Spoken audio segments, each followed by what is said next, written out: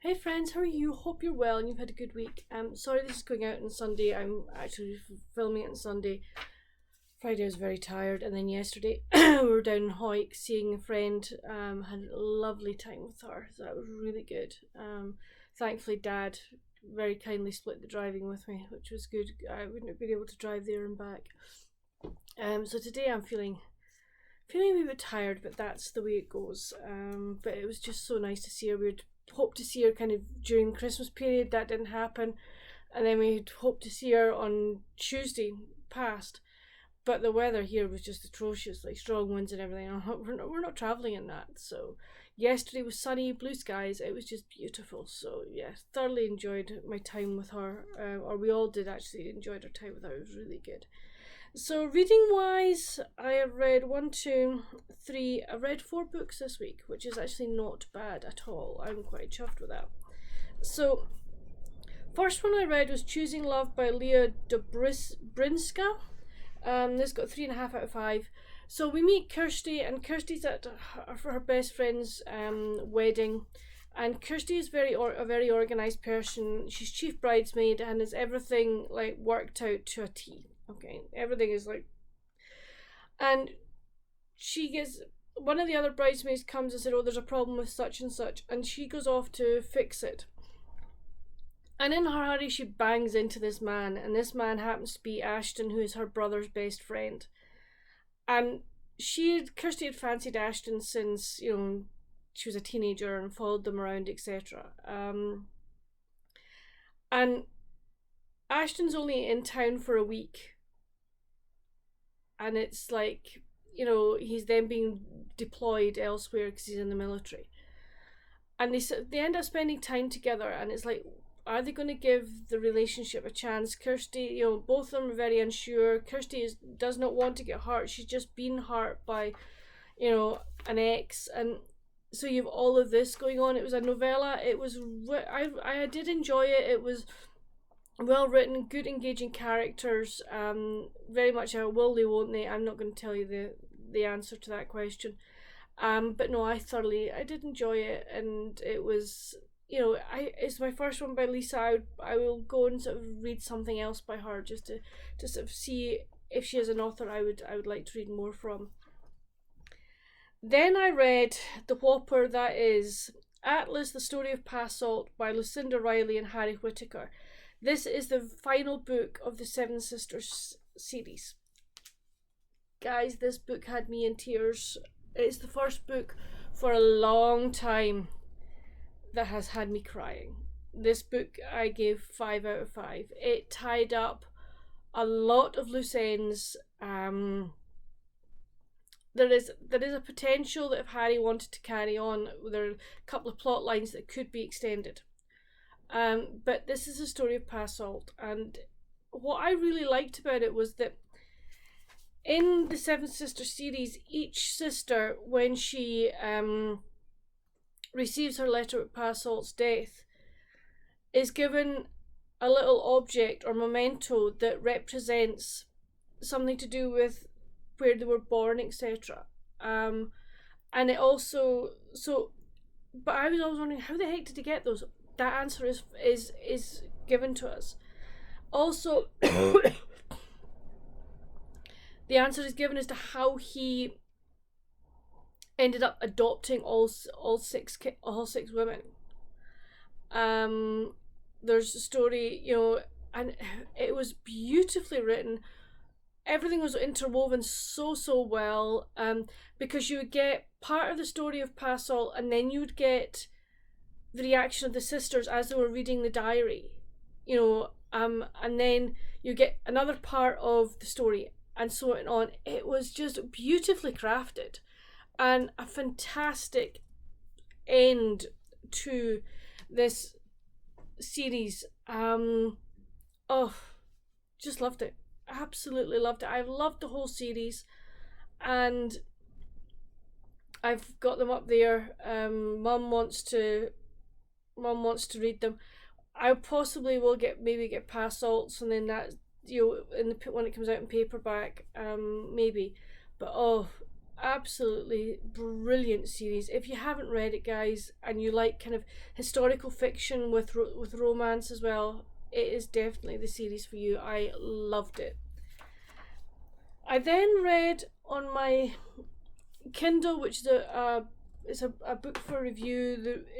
The book comes out next month.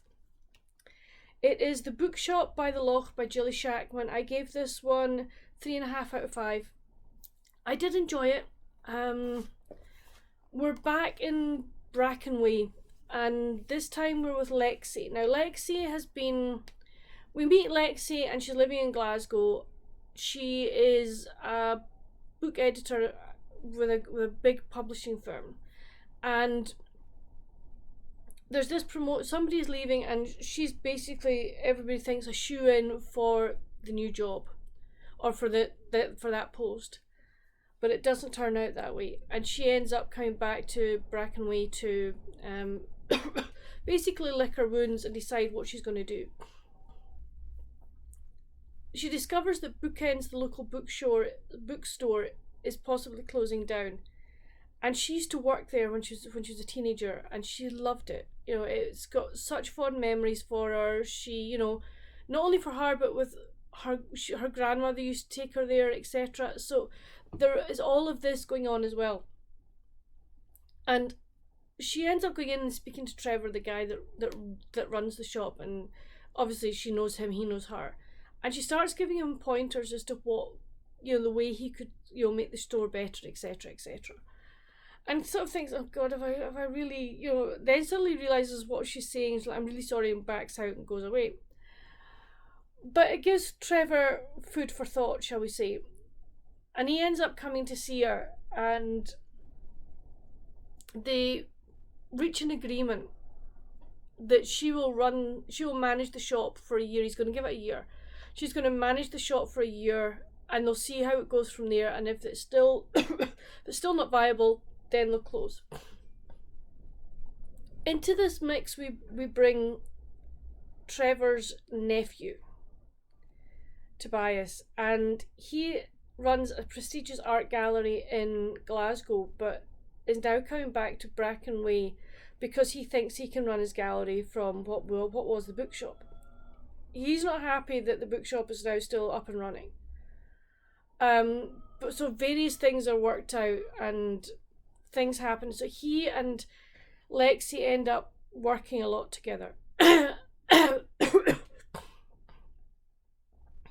then, so we have all of this going on, and Lexi doesn't really like Tobias to begin with, but does that maybe change? And then we have one of Lexi's friends, Maeve, and her mother is in the local care home, and her mother would love her, hasn't got long to live because she's got a few health issues, and there are a couple of things that she would have loved to have done in her life, which Tobias and Lexi can help with. So there's a story of that as well, and also various secrets that come out from part of it. So there are a lot of secrets that are being exposed in this book. I felt at times that there was just too much going on, if I'm honest. I would have liked to have seen more of what was happening in the bookshop, how she was running it, things that she was implementing to try and keep the bookshop, you know, going, etc. There's also another thing that Lexi's father comes back into the picture. So as I say, there was just an awful lot going on in the pages, and maybe we weren't getting enough of the premise of she's running the bookshop to try and make it more viable, and I just felt that was kind of missed. That was missed in a number of ways, which was a shame. If that had been more, I'd probably have given it a higher star rating. So that was kind of what, you know, I thought about that one. And then I read, hold on, The Chalet School and Cornelia by Catherine Bruce. This is a fill-in which gives us more of a background of Cornelia as she comes to the Chalet School. This is set in the second half of the head girl of the Chalet School So it's in that era. So we are in the Ternsey. We're in like the Austrian Tyrol. So Corny, when she arrives, she's American, and I've always had a soft spot for her. I think she's a fantastic character. She's a mischief maker, and at times does not think, her mischief may not be funny to other people, and she gets into trouble in a big way at one point, and it has repercussions. And part of the reason that she's doing this is because I think she's unhappy that her father has sent her to boarding school rather than travelling with him. He works, all over the world, and decided that maybe that it would be better for Cornelia to be in one place while he travels, and rather than travelling with him and with a governess. So there is that going on in her head. There are a couple of instances in the beginning of the book where the Chalet School girls they make assumptions and they're not the right assumptions, and that really upsets her. But instead of going and speaking to a mistress, she kind of lets that fester. And there's one major incident in the book that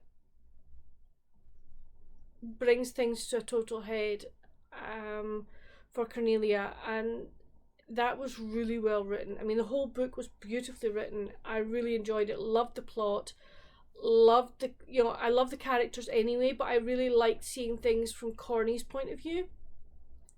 As I say, things come to a head, and she eventually kind of realizes that maybe doing all these pranks, they're fun, but maybe not for everybody. And I loved the relationship that was built between Corny and Mademoiselle Lapêtre. It was really, really nice. And you also saw a different side to Miss Wilson, to Matron as well. I think that it really did help round out the story. So if you're a Chalet School fan and you can get a copy of this, I was very kindly sent this by Catherine Bruce. So I'm really chuffed to have this within my collection. Really, really happy with that one. So what am I reading now, I hear you cry? I started last night The Sunrise Sisterhood by Cathy Bramley. I'm reading this book for part of a project, which you'll find out more about once the project is complete. But I managed to read 2 chapters of it last night, and I'm enjoying the premise so far. It's been a good setup. I then also started on my Kindle last night downstairs. I started Seaside Friends by Nellie Brooks, I think her name is. And again, I am really, really enjoying it. I got 31% through. It's a very... Nellie Brooks. There's the cover. So as I say, I got 31% the way through that last night. Again, really like the premise of it, and I will tell you more about that next week. So I've got a little book haul for you. Cornelia was part of that book haul.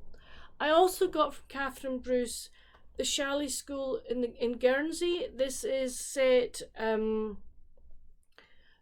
after the escape from Austria. So I was unable to get these here in the UK because they'd been sold out and everything. But I approached Catherine. She very kindly sent me this one, and Cornelia. I've sort of, obviously I did pay for them. They weren't freebies. I did pay for them. Then I bought myself, I have the unabridged copy of this, the abridged copy of this, but I wanted the unabridged copy of this. And this is Gay from China at the Chalet School. This is set while they are in England, I think, if I remember. I can never remember, but I really wanted the unabridged copy, so I'm really chuffed I've got that. I'm starting to sort of try and get now unabridged copies of the Chalet School books that I need unabridged copies for.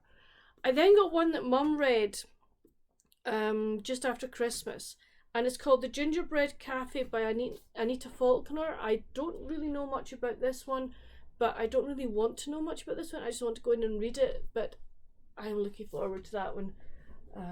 So yeah, got that. With my friend yesterday, we were also doing our Christmas gift exchange, and she bought me a book in Chapters Indigo, when she was in Canada, and it's called Three Holidays and a Wedding by Uzma Jalaluddin and Marissa Stapley. I'm sorry if I'm butchering your names, but this is what it's looked like.